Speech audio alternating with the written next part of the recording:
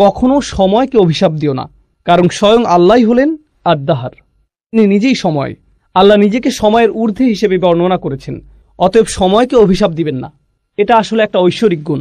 সুতরাং আমাদের কখনো এমন বলা উচিত নয় যে আরে ভাই সেই দিন একটা খারাপ দিন ছিল, কিংবা এটা একটা বাজে বছর। সময়ের ব্যাপারে এরকম বিশেষণ ব্যবহার করা হয়। রাসূল সাল্লাল্লাহু আলাইহি সাল্লাম খুব পরিষ্কার ভাষায় এমন করতে নিষেধ করেছেন।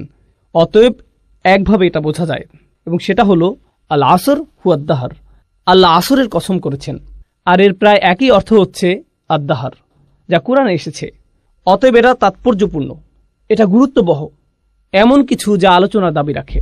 অন্যভাবে বললে আল্লাহ মানবজাতির প্রতি সময়ের গুরুত্বের ব্যাপারে দৃষ্টি আকর্ষণ করেছেন, এটা একটা অর্থ। দ্বিতীয় অর্থ হলো আমরা শপথের উদ্দেশ্য বিধি নিয়ে আলোচনা করছি। আরবি পরিভাষা এটা হলো মুকসাম বিহি, মুকসাম আলাইহি। আমি এর দ্বারা যা বুঝেছি তা হলো, খুব সংক্ষেপে বোঝানোর চেষ্টা করি।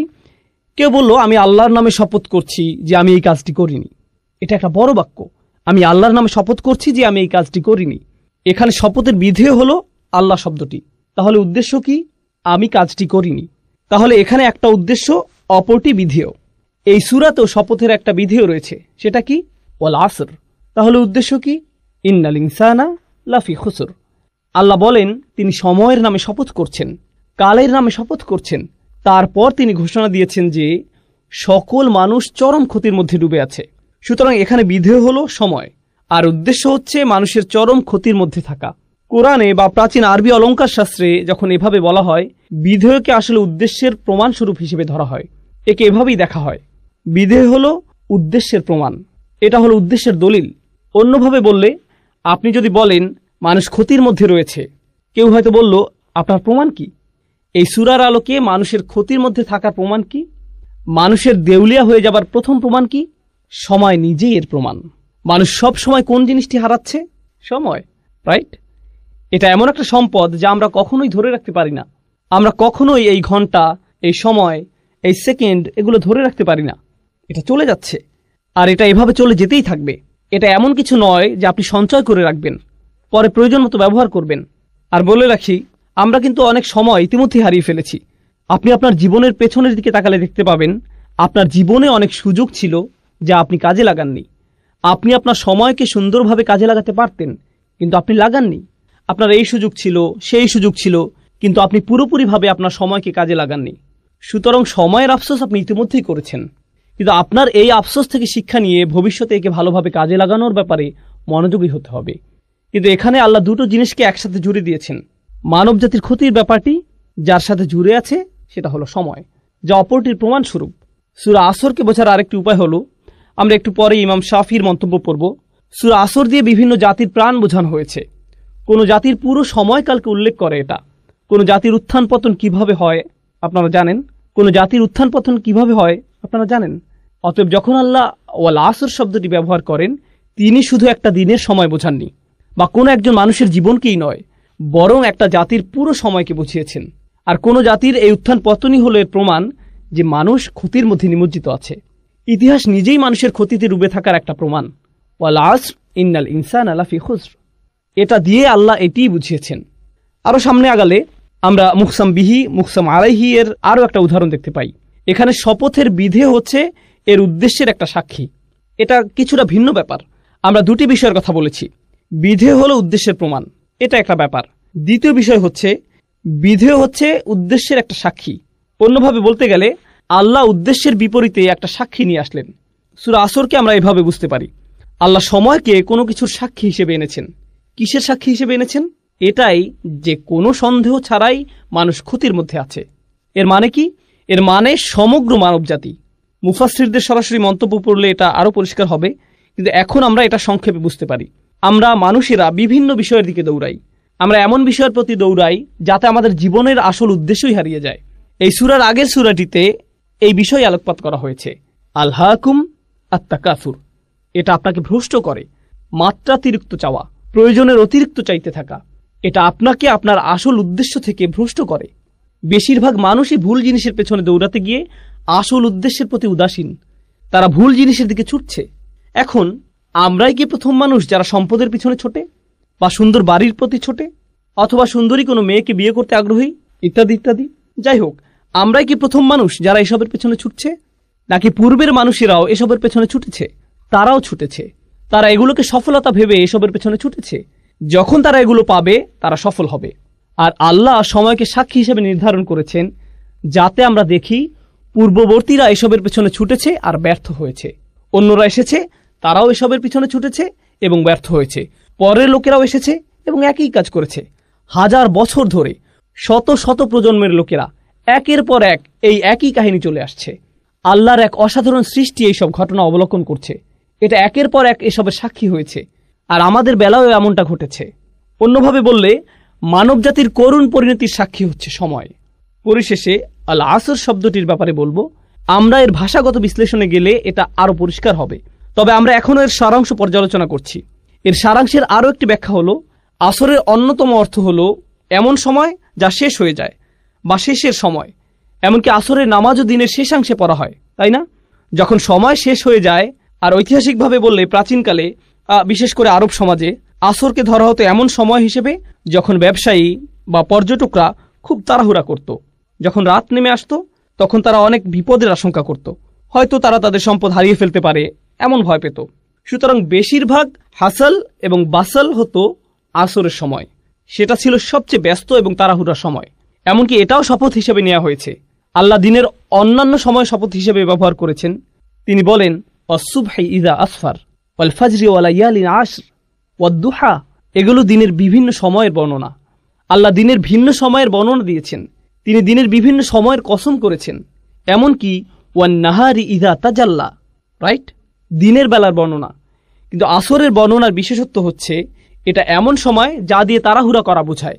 অন্যভাবে বলতে গেলে এই সূরার সামনের দিকে আমরা পড়ব, আল্লাহ আমাদেরকে যা করতে বলেছেন তা সম্পন্ন করার জন্য আমাদের অনেক সময় হাতে নেই।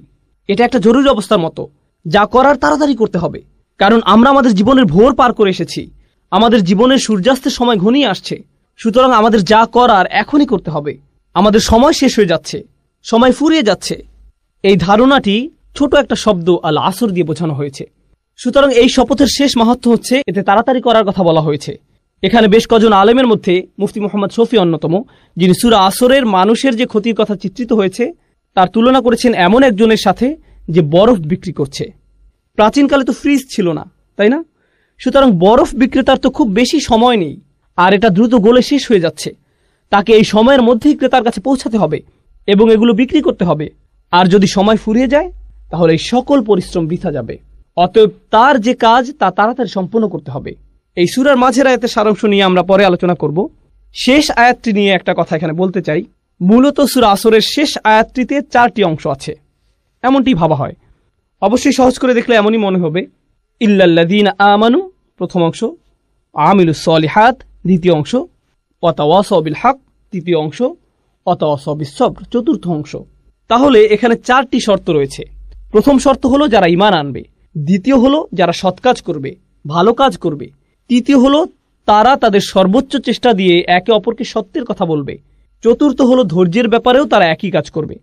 এগুলো হলো উল্লেখিত 4টি শর্ত। কিন্তু এর সারাংশ বোঝার জন্য আমরা এখন যে বিষয়টি বুঝবো তা হলো এই 4টি বিষয় হচ্ছে আসলে একটা বিষয়। এদেরকে দেখতে 4টি আলাদা বিষয় মনে হলেও এগুলো আসলে একটা বিষয়। এগুলো হলো লাজিম ও মালজুম। এগুলো আবশ্যিকভাবে একটা অপরটির সাথে যুক্ত।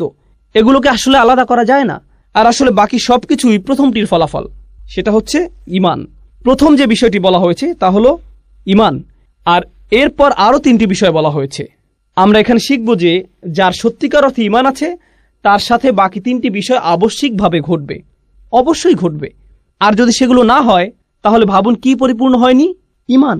অতএব কেউ যদি তার ঈমান আছে কিনা পরীক্ষা করতে চায়, সে সূরা আসরে বর্ণিত ঈমানের ন্যূনতম পরিমাণ যাচাই করে দেখতে পারে।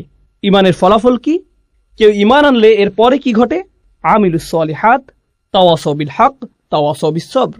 যদি এই বিষয়গুলো না ঘটে তাহলে নিশ্চয়ই ঈমানের কোথাও ঘাটতি আছে। আর বলে রাখি, এই সবগুলোই একটি অপরটির সাথে গভীরভাবে জড়িত। ধরা যাক আপনি যদি দ্বিতীয় পয়েন্টটি নেন, আমিলুস সলিহাত, তারা সৎ কাজ করে। এরপরে কি আছে? তারা সত্যকে উপভোগ করে। তারা ভালো কাজ শুধু নিজেদের মধ্যে রাখে না, প্রচলিত অর্থে এই ভালো কাজ অন্যদের মধ্যেও ছড়িয়ে দেয়, সত্যকে অন্যদের মধ্যে ছড়িয়ে দেয়। অন্যভাবে বললে, আপনি যদি সত্যিই ভালো কাজ করেন, এটা শুধু আপনার নিজের কাছে রাখা আপনার জন্য অসম্ভব হবে। এটা সম্ভব নয়। অবশ্যম্ভাবীভাবেই আপনি এটা অন্যদের কাছে ছড়িয়ে দেবেন। এটাই ভালো কাজের নমুনা। আর যখন আপনি অন্যদের মধ্যে ছড়িয়ে দেবেন, আপনি কিছু মানুষ পাবেন যারা আপনার এই কাজকে পছন্দ করবে, আবার কিছু মানুষ পাবেন যারা আপনার এই কাজকে ঘৃণা করবে। আর যখন আপনি এমন কিছু মানুষ পাবেন যারা আপনার কাজকে ঘৃণা করছে, আপনি আবশ্যিকভাবেই নিজের মধ্যে কি তৈরি করবেন? সবর। আপনার অবশ্যই এটা থাকতে হবে। এগুলো প্রত্যেকটি সম্পর্কযুক্ত বিষয়, এগুলো একটা অপরটির সাথে যুক্ত। আর সামনে এগুলো নিয়ে আমরা আরো যাচাই করবো ইনশাআল্লাহ তাআলা। এই জন্য এই সূরাটি ইমানের বিভিন্ন ফলাফলকে সবচেয়ে সুন্দরভাবে ফুটিয়ে তোলে, যা কোরআনে 2-1 বার এসেছে। কখনো আল্লাহ বলছেন আল্লাযীনা আমানু, আল্লাযীনা আমানু, শেষ, ব্যাস। কারণ বাকিটুকু কি? ইমানের ফলাফল। সুতরাং আপনি যদি ইমানকে ভালোভাবে বুঝতে পারেন, তাহলে বাকিটুকু এমনিই বুঝে যাবেন। কখনো আল্লাহ একটু বাড়িয়ে বলেছেন আল্লাযীনা আমানু ওয়া আমিলুস সলিহাত, 2টি বিষয় বলা হয়েছে। কিন্তু এই সূরায় তিনি 2টি বিষয় বলেননি, তিনি 4টি বিষয় বলেছেন। আর আপনি যদি লক্ষ্য করেন, এগুলোর মধ্যে শেষের 2টি কি? তাওয়াসাউ বিল হক, তাওয়াসাউ বিস সবর। এগুলো হলো মূলত কাজের বর্ণনা, এগুলো কাজ। সুতরাং আমিলুস সলিহাত একটা কাজ, তাওয়াসাউ বিল হক, তাওয়াসাউ বিস সবর, এই 2টিও হলো আমল, আমালাইন, এই 2টিও কাজ। অন্যভাবে বললে আমরা এখানে জানতে পারলাম যে আল্লাহ 2টি কাজের প্রতি আলোকপাত করেছেন। আমি গতকালও এটা নিয়ে বলেছি, আল্লাহ এখানে এমন 2টি বিষয়ের প্রতি আলোকপাত করেছেন যা সাধারণত মানুষ এড়িয়ে যায়। যখন তারা ভালো কাজের চিন্তা করে, যখন তারা ভালো কাজ করতে চায়, এগুলো তারা সাধারণভাবে ভাবে না। তাই এখানে এই 2টি বিষয় পরিষ্কারভাবে বলে দেওয়া হয়েছে, যাতে মানুষ বুঝতে পারে যে এগুলো হচ্ছে ন্যূনতম। তাওয়াসাউ বিল হক, তাওয়াসাউ বিস সবর, এগুলো সাথে জুড়ে দেওয়া হয়েছে। এখন আমি আপনাদেরকে একটা দৃশ্য কল্পনা করতে বলবো। আমি নিজেও এটা থেকে উপকৃত হয়েছি, যা আমার শিক্ষক ডক্টর আব্দুস সামি একটা দার্সে বলেছিলেন। ডক্টর ইসরারও এটা নিয়ে বিস্তারিত আলোচনা করেছেন। আমার কাছে এটা খুবই উপকারী মনে হয়েছে। আর সূরা আসরের তাফসিরে যাওয়ার আগে আমরা এর শিক্ষাগুলো নিয়ে আলোচনা করব, এর সারাংশ বুঝব। আমরা এই সূরার শিক্ষাগুলো একজন অমুসলিমের যৌক্তিক দৃষ্টিভঙ্গির আলোকে বোঝার চেষ্টা করব। যখন আপনি একটা সমস্যার সম্মুখীন হন, হয়তো কারোর সাথে বিবাদ, জীবনের কোনো সমস্যা, যে কোনো সুস্থ স্বাভাবিক মানুষ এই অবস্থায় সর্বপ্রথম কি করবে? সে সর্বপ্রথম যেটা করবে তা হলো তার সেই সমস্যাটির অবস্থাটি ভালোভাবে যাচাই করবে।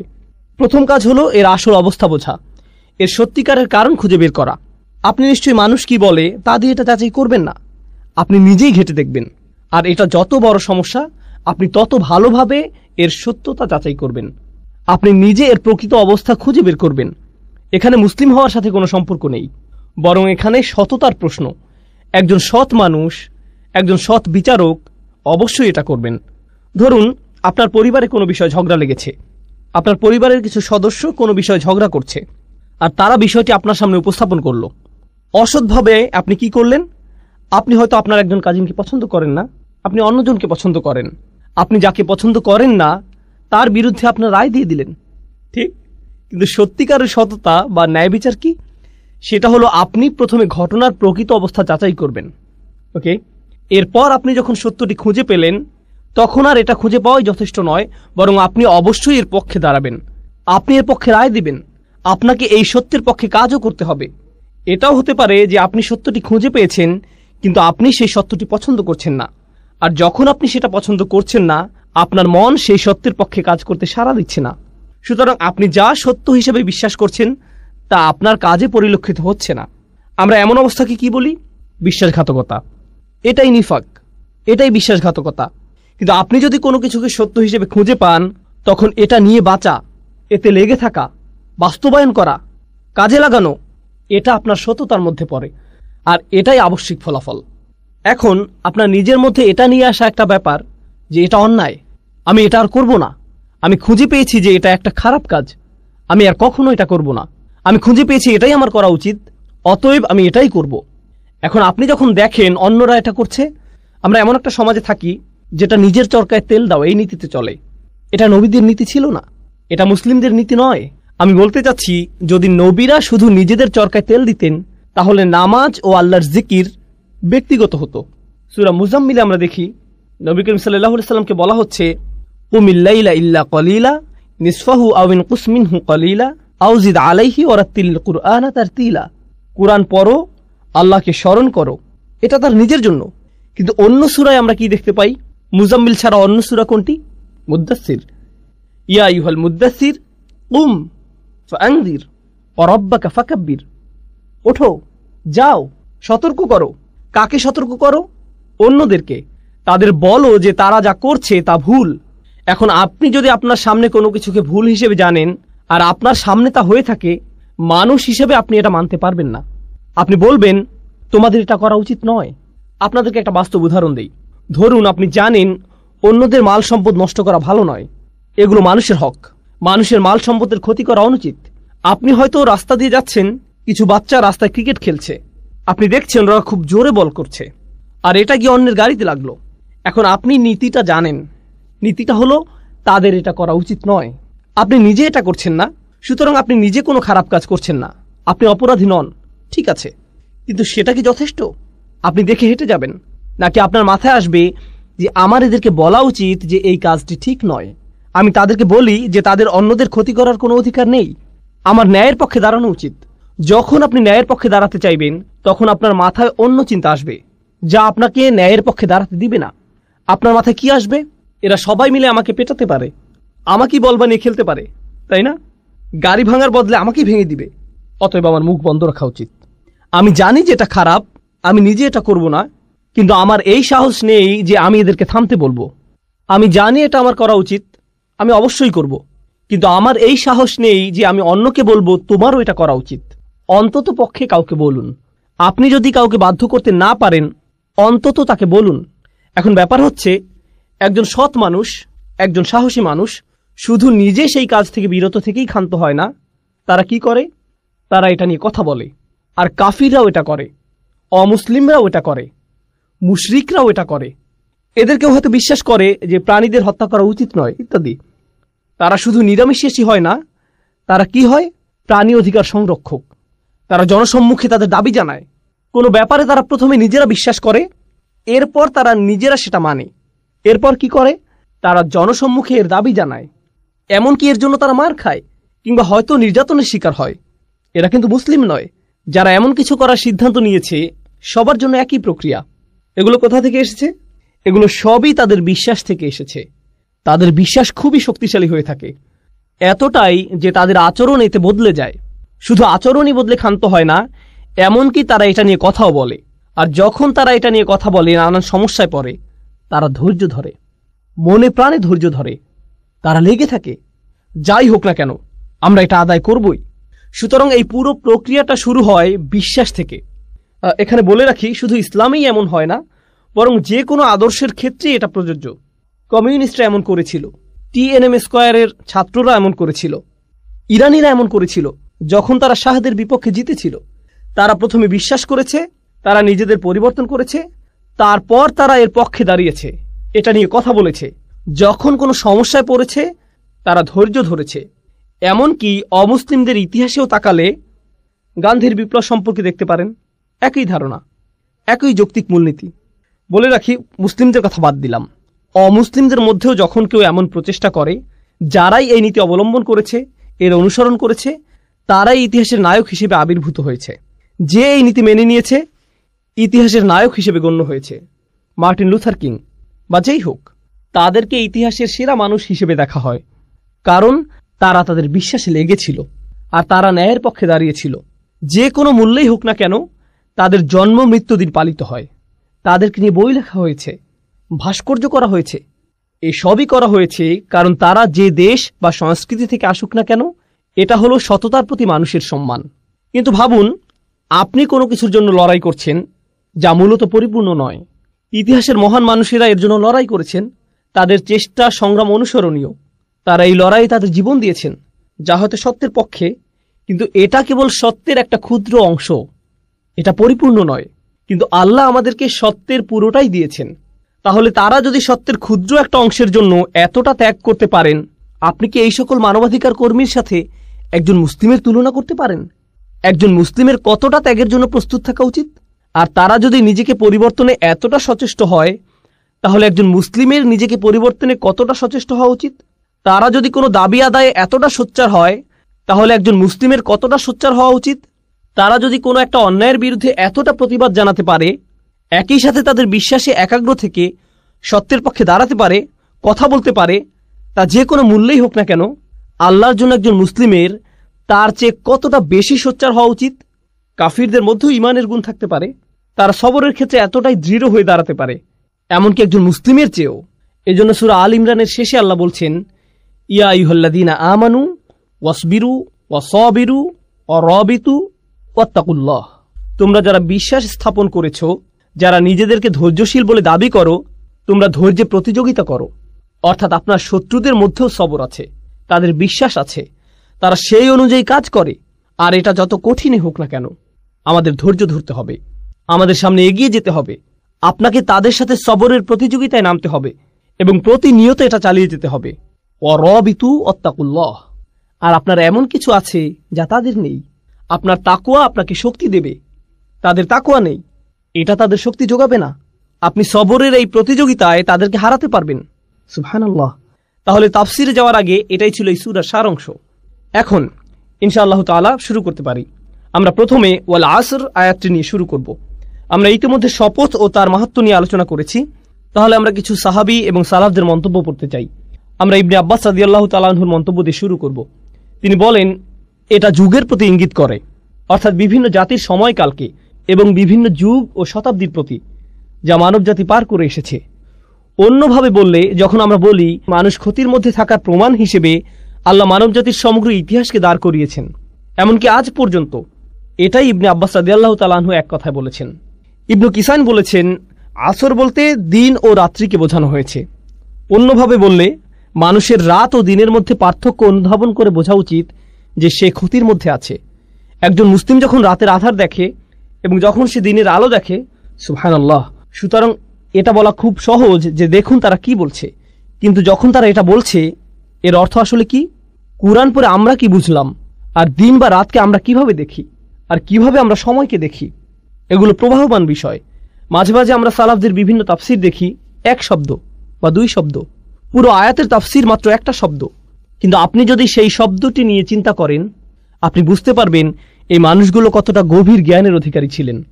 তারা খুব অল্প কথায় অনেক কিছু বলে গিয়েছেন। এটা আমরা বললে অনেক কথার প্রয়োজন হয়, কিন্তু তারা খুব অল্প কথায় অনেক কিছু বলেছেন। তাদের ভাষা ছিল অলঙ্কারপূর্ণ। এরপর একইভাবে হাসান আল বাসরি বলেছেন, এটা দিনের শেষাংশ থেকে সূর্যাস্ত পর্যন্ত সময়কে বোঝানো হয়েছে। এখানে আসরের শুরু থেকে সূর্যাস্ত পর্যন্ত সময়কালকে বোঝানো হয়েছে, যা আমি আপনাদেরকে আগেই বলেছি যে প্রাচীনকালে এই সময় অনেক ব্যস্ততা এবং তাড়াহুড়া থাকত। এটা দিয়ে একটা যুগের পরিসমাপ্তিও বোঝানো হয়। মানে হচ্ছে এক একটা দিন এক একটা যুগের মতো, অতএব একটা যুগের শেষ। এটা দিয়ে মূলত বোঝানো হয় যে মানুষের জীবন মূলত মৃত্যুর কিনারায়। মানুষ তার জীবন শেষ হওয়ার কিনারায় দাঁড়িয়ে, ঠিক যেভাবে সূর্যের আলো নিভে যায় আর অন্ধকার নেমে আসে। আপনার এই দুনিয়াবী জীবনটাও শেষ হওয়ার পথে, আর আপনি মৃত্যুর দিকে এগিয়ে যাচ্ছেন। বিষয়টিকে এভাবে ভাবুন, তাহলেই আপনি নিজের মধ্যে ব্যস্ততা নিয়ে আসতে পারবেন।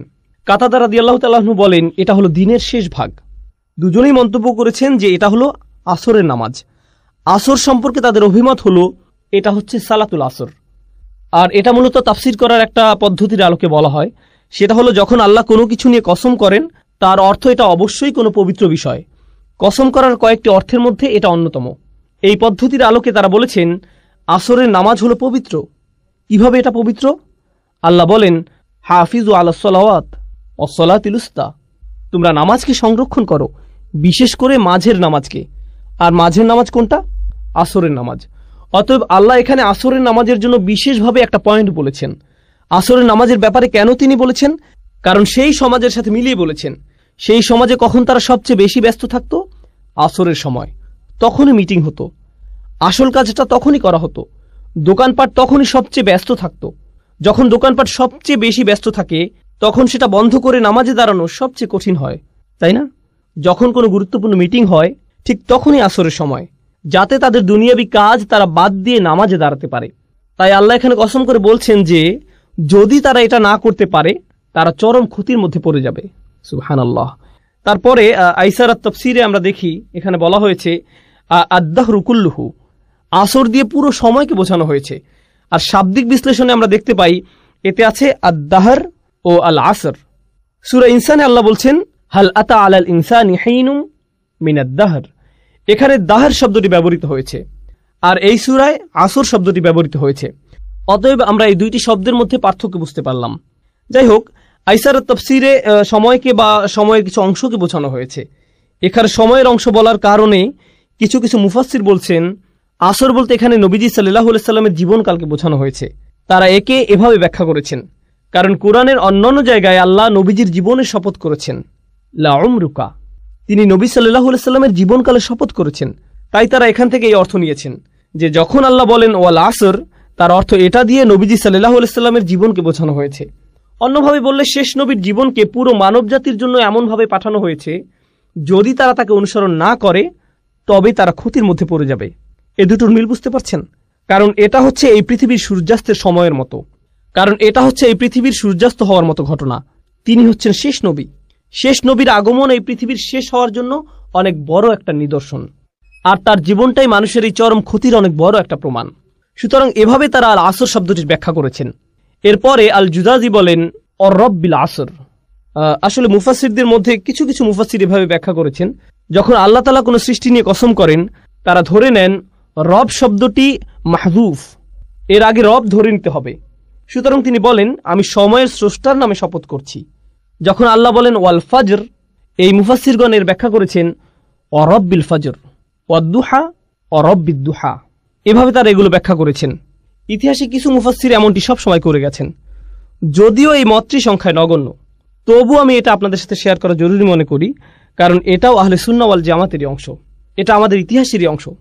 যাই হোক, সবশেষে ইবনে কাসির রাহিমাহুল্লাহ বলেন এটা দিয়ে পুরো সময়কে বোঝানো হয়েছে, যাতে আদম আলাইহিস সালামের সন্তানদের যে কোনো কাজ সংঘটিত হয়েছে, তা হোক ভালো কাজ বা মন্দ কাজ। আর এই ভালো মন্দ উল্লেখ করে তিনি বলতে যাচ্ছেন যে মানুষ যাই করে তার বেশিরভাগই কি হয়, খারাপ না ভালো। যেহেতু তারা খারাপ কাজটাই বেশি করে, তাই তারা ক্ষতির মধ্যে আছে। সময় দিয়ে বোঝানো হয়েছে তাদের দুটো করারই সামর্থ্য আছে, কিন্তু তারা যেহেতু বেশি খারাপ কাজ করে তাই তারা ক্ষতির মধ্যে আছে। এখন আমরা শুধু আসর শব্দটির শাব্দিক বিশ্লেষণ দেখব।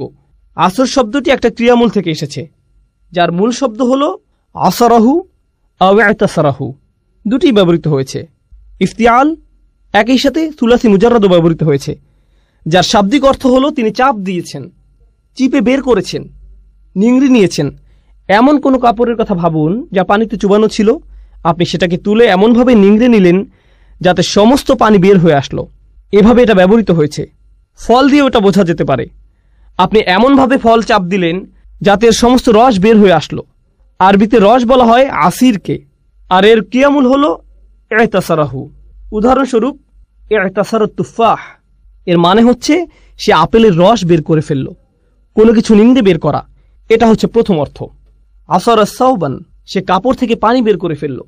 এরপর কোরআনে আমরা পাই অফিহি ইয়াসিরুন, এটা হলো মুদারে, এভাবেও কোরআনে এসেছে অফিহি ইয়াসিরুন, তারা এ থেকে জুস বের করে নিল। যেভাবে তারা আগের কালে আঙুর বা জলপাই জাতীয় ফল থেকে মদ বানাতো, এখানে সে চিপে বের করা বলতে এরকম বোঝানো হয়েছে, যেভাবে রস বের হয়ে আসে। একজন কবি বলেন আমাদের নেতাদের মধ্যে কেউ যদি আপনার মতো এভাবে চিপে বের করে দিত, মানে হচ্ছে এক গোত্রের একজন অন্য গোত্রের নেতার কাছে গিয়ে কিছু টাকা পয়সার আশা করত। সে টাকা পয়সা পাওয়ার আশায় তাকে গিয়ে বলতো আপনার এত টাকা আছে, আপনি যা খরচ করেন তা তো কেবলমাত্র কিছু বিন্দুকণা, এই ধনভাণ্ডারের পুরোটাই আপনার আছে। আমার আশা আমাদের নেতারাও আপনার মতো এভাবে টাকা খরচ করত, যদি আমরা তার কিছু বিন্দুকণা উপভোগ করতে পারতাম। আসলে সে তাকে প্রশংসা করত যাতে সে কিছু টাকা পেতে পারে। এটাই কাব্যের বৈশিষ্ট্য। এই কবিতাগুলো পড়ার সুবিধা হচ্ছে এ থেকে আপনি তৎকালীন আরবের ভাষার ব্যবহার সম্পর্কে ধারণা পাবেন। এতে আমরা বুঝতে পারবো আল্লাহ তৎকালীন আরবের মানুষের সাথে কি ভাষায় কথা বলেছেন, কারণ এটাই তাদের ভাষা, এই ভাষাতেই তারা কথা বলে। এরপরে আমরা দেখি আসরাত শব্দের ব্যবহার। প্রাচীন আরবের একটা চমৎকার শব্দ। এটা এমন নারীকে বোঝাতে ব্যবহৃত হয়েছে যে তার পূর্ণ যৌবনে পা দিয়েছে, কেউ তার যৌবনের শেষ অবস্থায় পড়েছে, তখনই আসরাত স্ত্রীবাচক শব্দ ব্যবহৃত হয়েছে। অথবা এমন মেয়ের ক্ষেত্রে যে প্রাপ্তবয়স্ক হয়েছে, তখনও আসরাত শব্দের ব্যবহার হয়েছে। এখানে আমরা পাই মেঘেরা এমন অবস্থায় পৌঁছেছে যাতে বাতাস এসে তাদের নিংড়ে দিয়ে যায়। এটা একটা ছবির মতো ভাষা। মেঘগুলো কাপড়ের সাথে তুলনা করা হয়েছে, যা এমনভাবে চিপড়ানো হয় যাতে বৃষ্টি ঝরে পড়ে। কুরআনেও আমরা এই শব্দের ব্যবহার দেখতে পাই। ও আনজালনা মিনাল মুসিরাতি, একই শব্দ। ও আনজালনা মিনাল মুসিরাতি মা আন সাজ্জাজা, একই মূল শব্দ ব্যবহৃত হয়েছে। আমরা মেঘমালা সৃষ্টি করেছি যা নিংড়ে বের করা হয়, অর্থাৎ বাতাসে এরা একে অপরের সাথে ধাক্কা খায়, এভাবে এগুলো চাপ খায় এবং বৃষ্টি পড়ে। এই আয়াতে এরকম চিত্র আমরা দেখতে পাই। আমি আপনাদের আগেও বলেছি, আমি এখন বলছি এটা কোথা থেকে এসেছে। শরহে শাফিতে শিহাব লিখেছেন আসর হচ্ছে এমন একটা সময়কাল যখন কেউ মারা যায়, অথবা এমন সময়কাল যা ইতিহাসে দেখা যায় যখন কোনো জাতি বিলুপ্ত হয়, যখন কোনো জাতি ধ্বংস হয়। এটা আমি আপনাদেরকে শুরুতে বলেছিলাম। এমন সময় যখন তাড়াহুড়া করা হয়, কিংবা এমন সময় যাতে মানব জাতির করুণ পরিণতি ঘটে। আসরের সাথে এই দুটি অর্থই সম্পৃক্ত। পরিশেষে আমরা আরও কিছু দেখি, যেমন মা ফাআলতুহু আসরান। এটা বলতে বোঝানো হয় আমার কাজটি যখন করা উচিত ছিল আমি তখন করিনি। সুতরাং আসর হচ্ছে এমন সময় যাতে আপনার কোনো কিছু করা উচিত। সূরা আসরে এটা যেভাবে প্রয়োগ করা হয়েছে সেটা আমরা এভাবে বুঝতে পারি, ওয়াল আসর ইন্নাল ইনসানা লাফি খুসর। মানুষ নিঃসন্দেহে ক্ষতির মধ্যে আছে, আর এর পরিবর্তনের সময়টি হচ্ছে এখন, এই মুহূর্তে এটা পরিবর্তন করা উচিত। আসর শব্দের এটা একটা মাহাত্ম্য। একইভাবে এমন সময় এসেছে যখন তার আসার কথা নয়, যখন তার আসার কথা নয়, এমন সময় যখন তার আসার কথা নয়। এগুলো হচ্ছে শুধুমাত্র আসর শব্দের অর্থ। আমাদেরকে সময়ের প্রতি গুরুত্ব দেওয়ার কথা বলা হয়েছে, যা প্রতি মুহূর্তে আমাদের কাছ থেকে হারিয়ে যাচ্ছে। মুফাসসিরদের বিভিন্ন মন্তব্যের সূক্ষ্ম ব্যবহার বা ব্যাকরণগত পর্যালোচনা আমাদের কাছে কিছুটা কঠিন লাগতে পারে, কিন্তু আসুন আমরা ভেবে দেখি এটা কিভাবে আমাদের কাজে লাগতে পারে। আমাদের দিনে 24 ঘন্টা সময় আছে। এর মধ্যে কয় ঘন্টা আমরা ঘুমিয়ে কাটাই, কয় ঘন্টা আমরা কাজ করি, কয় ঘন্টা আমরা দুনিয়ায় সঞ্চয়ের কাজে ব্যবহার করি, হয়তো দুনিয়ার বিল পরিশোধ করার কাজে, কিন্তু কয় ঘন্টা আমরা আখিরাতের বিল পরিশোধ করার কাজে ব্যবহার করি, কয় ঘন্টা আমরা আল্লাহর হিসাব নিকাশের সামনে দাঁড়ানোর জন্য নিজেদের প্রস্তুত করি। এখানে বাৎসরিক একটা হিসেব আপনাকে দিতে হবে, কিন্তু আসল হিসাব সামনে আসছে, যেখানে আমাদের প্রত্যেকটি কাজের হিসাব আমাদের দিতে হবে। আমি এটা সবসময় বলে থাকি, এই সূরায় আসর শব্দটির ব্যবহারের তাৎপর্য হলো এখানে একটা দিনের অংশ বোঝানো হয়েছে। আল্লাহ আমাদেরকে আমাদের পুরো জীবনকে তুলে ধরেছেন, যদিও এটা কেবলমাত্র একটা দিন, মাত্র একদিন। আপনি যদি একদিনের জন্য আপনার জীবনকে পরিবর্তন করতে পারেন, তাহলে আপনি আপনার জীবনকেই পরিবর্তন করলেন। কারণ অনেকেই জানেন, অনেকে এখানে ফুল টাইম চাকরি করেন, অনেকে ফুল টাইম ছাত্র, অনেকে সবসময় বাসায় থাকেন। এই দিনগুলো প্রায় একই রকম হয়ে থাকে, একই কাজ, একই রুটিন, একই কাজ বারবার করতে হয়। তাহলে আপনি যদি আপনার দিনের একটা অংশকে পরিবর্তন করতে পারেন, আপনি আসলে আপনার জীবনের একটা অংশকে পরিবর্তন করলেন। আপনি আপনার জীবনের অংশই পরিবর্তন করলেন, আর এই পরিবর্তন করার সময়টা চলে যাচ্ছে। আমি আপনাদের একটা পরামর্শ দেব, এটা তাফসির নয়, বরং আমার নিজের পরামর্শ। তা হলো, রমজানে আমরা আমাদের পরিবর্তন করি, আমরা পরিবর্তন করি। আমরা ঈদের সময় বিভিন্ন পরিবর্তন আনি, আমরা বিশেষ কোনো অনুষ্ঠানে আমরা আমাদের নিত্যকার রুটিনের পরিবর্তন আনি, হয়তো পরিবারের কোনো সদস্যদের মৃত্যুতে, হয়তো সন্তান জন্মের উপলক্ষে, ইত্যাদি কারণে আমরা এই পরিবর্তনগুলো আনি। এরপরে আমরা আবার আমাদের রুটিনে ফিরে যাই, কারণ আমাদের কোনো তাড়াহুড়া কাজ করে না। আপনি দেখবেন, আপনি কখনো বলবেন না আমি আগে ঠিক 9টায় কাজে যেতাম, আমি এভাবে কিছুদিন গিয়েছি, কিন্তু এখন আমি কিছুটা অলস হয়ে পড়েছি, এখন আমি 10টায় বা 11টায় যাই। আপনি এমন বলবেন না, কারণ আপনি জানেন যে আপনি তাহলে বরখাস্ত হবেন। আপনি জানেন যে আপনাকে সেখানে সময় মতো থাকতেই হবে। আসলে আপনি নিজেকে এমনভাবে তৈরি করেছেন যেখানে আপনাকে সময় মতো থাকতেই হবে। আপনার প্রতিদিন সেখানে সময় মতো উপস্থিত হওয়া ছাড়া কোনো উপায় নেই, এছাড়া আপনার কোনো পথ নেই। এভাবে ভাবার কারণে আপনার ধারাবাহিকতা ধরে রাখা সহজ হয়েছে। এখন আর এটা তেমন কোনো কঠিন বিষয় নয়, আপনাকে এটা করতেই হবে। এই নিয়ে দুইবার ভাবার প্রয়োজনও নেই। কেউ আপনাকে হয়তো বলল, ভাই তুমি এটা কিভাবে পারো? আমাকে এটা করতেই হবে। কিভাবে পারি জানি না, আমাকে শুধু এটা এভাবেই করতে হয়। আমরা যদি সত্যিকার অর্থে বিশ্বাস করি, যেভাবে আমরা বিশ্বাস করি যে আমরা যদি সময় মতো উপস্থিত হতে না পারি তাহলে আমরা চাকরি হারাবো, আমরা যদি সত্যি সত্যি বিশ্বাস করি আমরা একটা ক্ষতির দিকে এগিয়ে যাচ্ছি, আর এখানে এমন কিছু আচরণ আছে যা আমাদের মধ্যে আনতে হবে, যেমন নামাজে নিয়মিত হওয়া, উদাহরণস্বরূপ খারাপ কাজ থেকে বিরত থাকা। যদি আমরা সত্যিই বিশ্বাস করি যে আমাদের আচরণে পরিবর্তন না হয় তাহলে আমরা ক্ষতির মধ্যে পড়ে যাব, যেভাবে আমরা চাকরি হারাই। আপনি দেখবেন কোনো ইমিগ্রেশন অ্যাপয়েন্টমেন্টের জন্য মানুষ দেরি করে না, সেখানে মানুষ 2 ঘন্টা আগে গিয়ে বসে থাকে। তারা হয়তো আগের রাত থেকে প্রস্তুতি নিয়ে বসে থাকে, কারণ হয়তো সেখানে ভোরে 6টায় যেতে হবে, তাই হয়তো সে রাতে ঘুমাবেও না, সে আগে আগে যাবে, কারণ সে নিজেকে জানে সে যদি দেরি করে তাহলে সে ক্ষতির মধ্যে পড়ে যাবে। আমরা যদি সত্যিকার অর্থে বিশ্বাস করি যে এমন আচরণ আমাদেরকে ক্ষতির মধ্যে নিয়ে যাবে, তাহলে একটা দিন পরিবর্তন করা আসলে পুরো জীবনকে পরিবর্তন করাই খুব সহজ হয়ে যায়। কিন্তু কখন এটা সহজ হয়? যখন সেখানে বিশ্বাস থাকে। এই জন্যই যখন আল্লাহ খুসর নিয়ে বলছেন, সর্বপ্রথম কোন ব্যতিক্রম নিয়ে তিনি বলছেন? কারা? যারা বিশ্বাস করে। এটা কিন্তু সাধারণভাবে বলা নয়, আচ্ছা যারা বিশ্বাস করলো তারা বেঁচে গেল, না। আমরা এখানে এমন সাধারণ বিশ্বাসের কথা বলছি না, এটা হচ্ছে সত্যিকার গভীর আস্থা। আমি যা করছি তা সরাসরি আমার সফলতার সাথে যুক্ত, সরাসরি আমার ব্যর্থতার সাথে যুক্ত। তার চেয়ে ভালো আমি আমাকে পরিবর্তন করি, তার চেয়ে ভালো আমি তাই করি যা আমার করা উচিত। এটা শুধুমাত্র আসর শব্দে এমন বোধ আসা উচিত। এটা যেভাবে চিপে বের করে দেয়, নিঃশেষ করে দেয়, আর আমার এত সময় নেই। এখানে যারা ছাত্র আছেন, আপনারা হয়তো কোনো অ্যাসাইনমেন্ট আছে আর আপনি সেটা ভুলে গিয়েছেন, আর সময় চলে যাচ্ছে।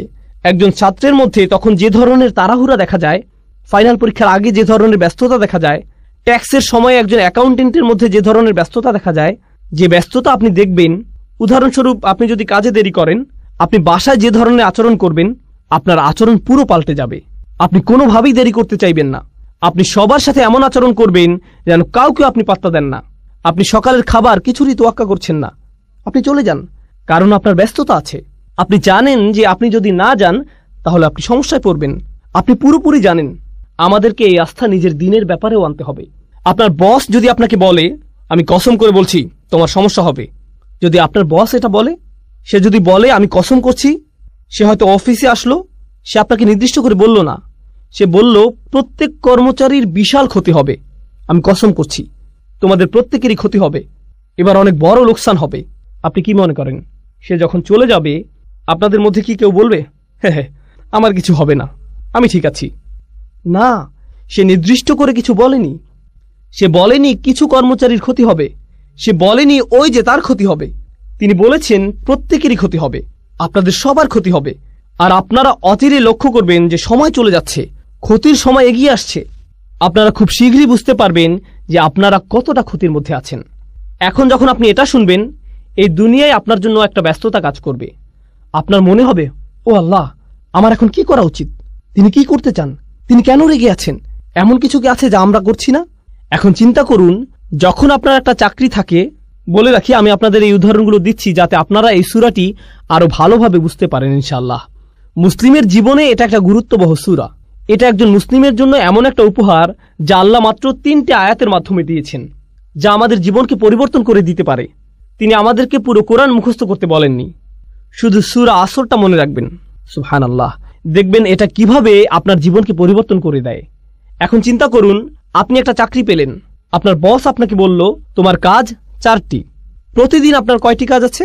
4টি। মাঝে মধ্যে আপনার বস আপনাকে এমন কাজ দিবে যা আপনি খুব সহজেই পারবেন, আবার মাঝে মধ্যে আপনার এমন কাজ থাকবে যা আপনার করতে ভালো লাগবে না। কিন্তু যেহেতু আপনি এই চাকরিটি করছেন, আপনার কয়টি কাজ করতে হবে? সবগুলোই। আপনার হয়তো 2টি করতে ভালো লাগে, কিন্তু আপনাকে 4টিই করতে হবে। 2টি আপনার ভালো লাগে, 2টি আপনার ভালো লাগে না, কিন্তু 4টি কাজই আপনি করেন। এখন যদি কেউ মনে করে, বা আমি যদি মনে করি আমি শুধু 2টি কাজ করব, কারণ আমি এই 2টি খুবই ভালো পারি, আমি বাকি 2টি নিয়ে চিন্তা করব না, আমি এমনকি এগুলো ছুঁয়েও দেখব না। বস যখন দেখবে আমি এই 2টি কতটা ভালোভাবে করেছি, সে কি বাকি 2টির কথা ভুলে যাবে? এগুলো নিয়ে কোনো সমস্যা হবে না? তাহলে আপনি বাকি 2টি কাজ করলেন না। আপনার বস 1 সপ্তাহ পর আসলো, কত দূর করেছ? কাজের অগ্রগতি কি? আমি প্রথম কাজ 2টি শতভাগ করেছি। ও আচ্ছা, বাকি 2টির কি অবস্থা? আসলে আমি ওই 2টি করব না, কিন্তু দেখুন আমি এই প্রথম 2টি কত ভালোভাবে করেছি। এই লোকের কি অবস্থা হবে? আপনাদের কি মনে হয়, সে কি তার চাকরিটা ধরে রাখতে পারবে? আপনি যদি সম্পূর্ণভাবে সেগুলো নাও করেন, আপনাকে যে 4টি কাজ দেয়া হয়েছে সে 4টি কাজ আপনাকে করতেই হবে। আপনি হয়তো শতভাগ করতে পারেননি, কিন্তু আপনাকে প্রত্যেকটির অন্তত 70 ভাগ কাজ হলেও করতে হবে। এটা কোনো একটা কাজের 100% করার চেয়েও ভালো। বুঝতে পারছেন? তাহলে যখন আল্লাহ 4টি কাজের কথা বলছেন, ইল্লাল্লাযীনা আমানু ওয়া আমিলুস সলিহাত ওয়া তাওয়াসাউ বিল হক ওয়া তাওয়াসাউ বিস সবর, তখন আমরা বলি ঈমান। আমাদের ঈমান নিয়ে কাজ করতে হবে, কিছু ভালো কাজ। আর আর বাকিগুলো, ওগুলো তো আলেমদের জন্য, ওগুলো শায়েখদের কাজ, ওগুলো দায়ীদের কাজ, ওগুলো অন্যরা করবে, এগুলো আমার কাজ নয়। তাহলে আপনি এখানে কি করছেন? আল্লাহ বলেন এই 4টি কাজ যারা করবে না তাদের প্রত্যেকেই বিশাল ক্ষতির মধ্যে আছে, কিন্তু আপনি শুধু 2টা করছেন, বা 1টা বা 3টা। ব্যাপারটা এমনই, আপনি এর মধ্যে থেকে বাছাই করছেন যে আপনাকে ক্ষতির মধ্যে নিয়ে যাবে, এর কোনো ফলাফল পাবেন না। এই সূরার মাধ্যমে এমন দৃষ্টিভঙ্গি আমাদের তৈরি করতে হবে। আমি আজকে আরো 10 মিনিট নেব, সম্ভবত আমাদের তৃতীয় একটা সেশনের প্রয়োজন হবে ইনশাআল্লাহ তাআলা। আমি ভেবেছিলাম হয়তো আমাদের 3টা সেশন লাগতে পারে, ওয়ালিল্লাহিল হামদ। আচ্ছা, এখন একটু ইন্নাল ইনসানা লাফি খুসর এটা নিয়ে কথা বলা যাক।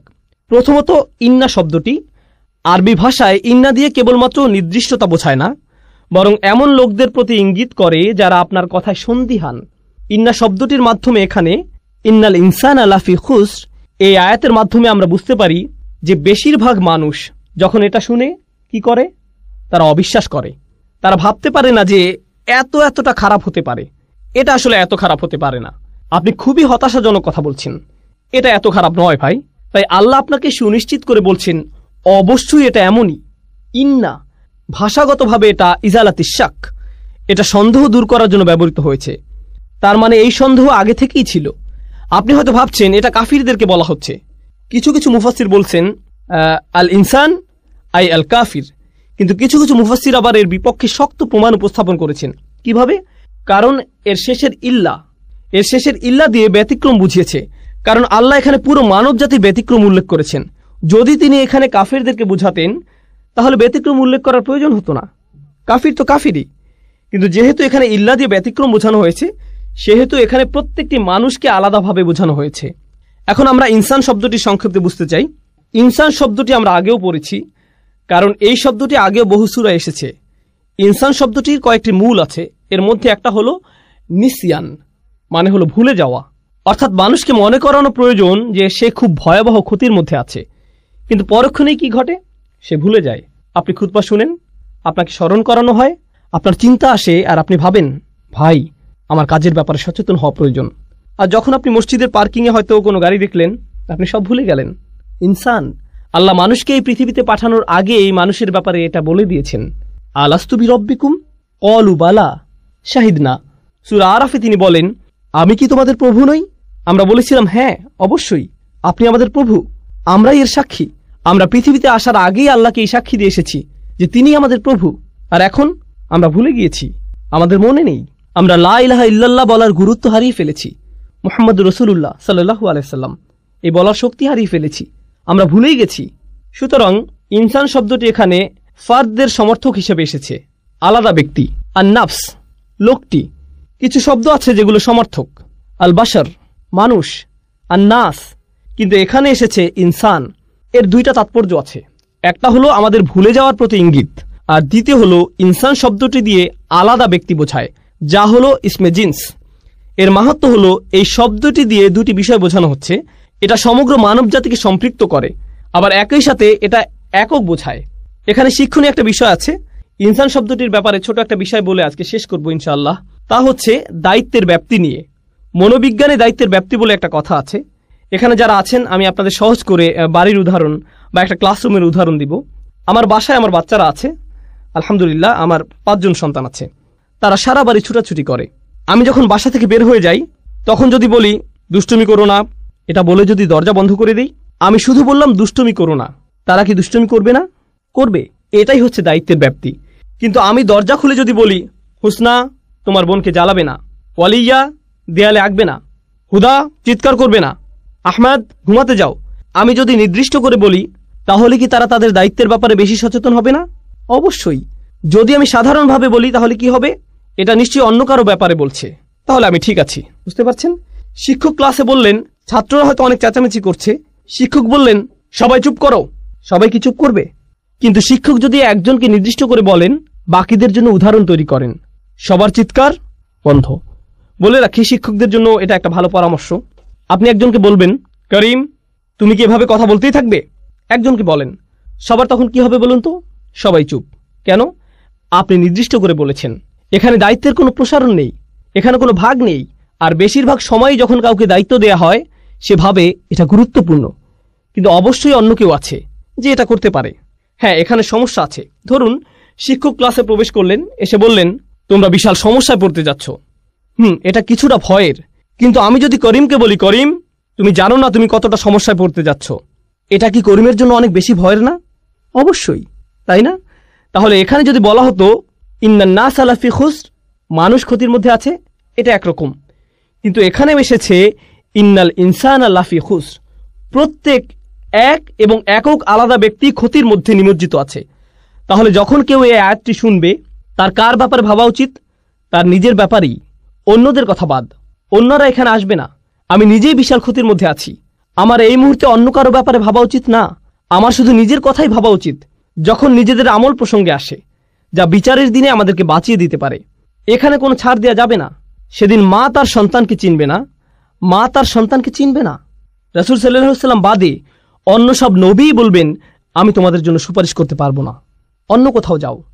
তোমাদের দেওয়ার মতো আমার কাছে কিছুই নেই। এটা এমন একটা দিন যেদিন ভাই ভাইয়ের কাছ থেকে দূরে সরে যাবে। সবচেয়ে ভালো বন্ধু আর সেদিন বন্ধু থাকবে না।